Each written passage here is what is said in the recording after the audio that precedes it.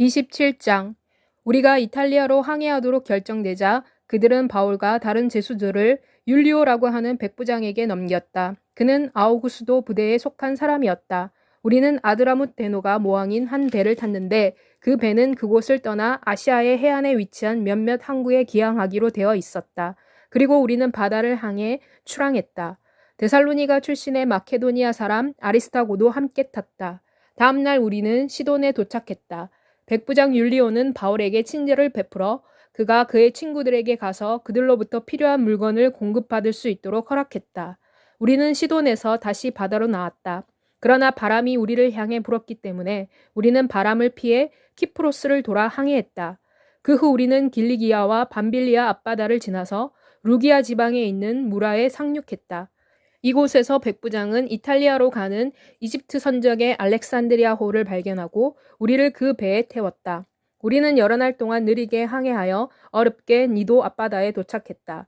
바람이 우리가 더 나아가는 것을 허락하지 아니했기 때문에 우리는 살몬의 반대편에 크레타 섬을 방패 삼아 돌아서 항해했다. 우리는 어렵게 연안을 따라 항해한 후 라세아라고 하는 도시에 가까운 미항이라고 하는 곳에 도착했다. 그동안 많은 시간이 흘렀고 항해도 이제 위험하게 되었으며 또 금식 기간도 지났기 때문에 바울이 그들에게 이렇게 충고했다. 여러분, 나는 이번 항해가 화물과 배뿐만 아니라 우리 생명에도 재앙과 손해를 끼치고 끝날 것으로 생각합니다. 그러나 백부장은 바울의 말을 듣기보다는 선장과 선주의 충고를 더 따랐다. 미항이 겨울을 보내기에는 적당하지 아니하므로 배에 탄 대다수의 사람들이 거기에서 항해를 계속해서 베닉스에 가서 거기서 겨울을 보내기를 희망했다. 베닉스는 크레타 섬에 있는 항구 도시로 서남쪽과 서북쪽의 양쪽으로 향해 있는 도시이다. 부드러운 남풍이 불기 시작하자 그들은 그들이 원했던 것을 얻었다고 생각하고 닻을 올리고 크레타 해변을 따라 항해했다. 얼마 지나지 않아 유라굴로라고 하는 광풍이 크레타 섬에서 불어닥쳤다. 배가 폭풍에 휘말려 바람을 뚫고 나갈 수 없게 되자 우리는 배가 가는 대로 가게 내버려 두었다.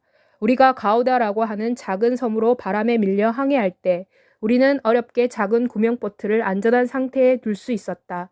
선원들은 보트를 배 위에 올려놓고 밧줄을 이용하여 배 밑을 동여매었다. 그들은 배가 스르디스 해안의 모래사장에 자초될 것을 우려하여 닻을 내려 배가 바다 위에서 표류하게 했다.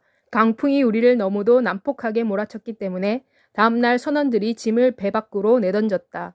사흘째 되는 날에는 선원들이 배의 기구들을 자신들의 손으로 배 밖으로 집어던졌다. 여러 날 동안 해도 별도 나타나지 않고 폭풍이 계속 몰아치자 결국 우리는 구조될 것이라는 모든 희망을 포기했다. 모든 사람들이 오랫동안 먹지 못했다.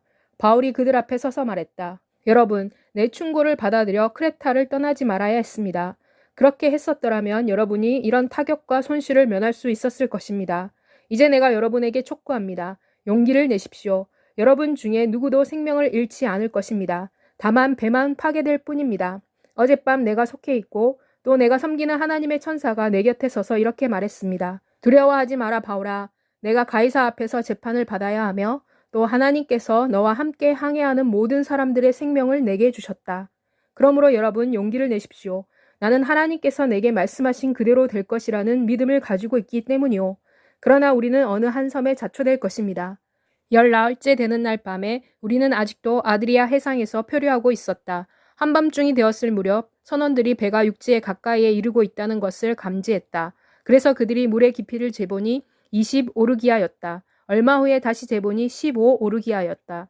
우리가 암초에 부딪히게 되지 않을까 염려하여 선원들은 선미에서 4개의 닻을 내리고 날이 새기를 기도했다. 선원들이 배에서 도망치려고 뱃머리에서 닻을 내리는 척하면서 구명선을 해상에 내려놓자 바울이 백부장과 군인들에게 말했다.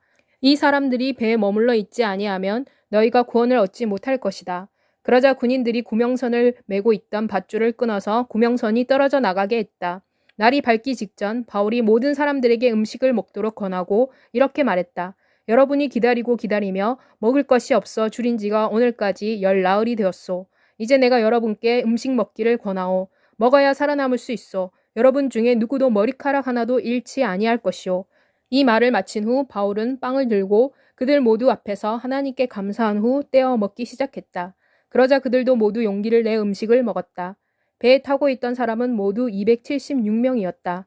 그들이 각자 원하는 만큼 배부르게 먹고 난 후 그들은 남은 곡식을 바다에 던져 배를 가볍게 했다. 날이 밝자 그들은 그 땅이 어느 땅인지를 알 수 없었다. 그러나 그들은 모래사장이 있는 항만을 보았다. 그래서 그들은 할 수만 있으면 배를 모래사장에 올려놓기로 결정했다. 그들은 닻을 끊어 바다에 버리고 키를 묶은 밧줄을 느슨하게 늦추었다. 그리고 그들은 앞돛을 올려서 바람에 맡기고 해안 쪽으로 갔다. 그러나 배가 두물길이 만나는 곳에 부딪혀 좌초되었다. 뱃머리가 꽉 막혀 움직이지 아니했다. 그러나 선미는 거센 파도의 힘에 의해 깨어졌다. 군인들은 죄수들이 헤엄쳐 도망가는 것을 방지하기 위해 그들을 죽이려고 계획했다.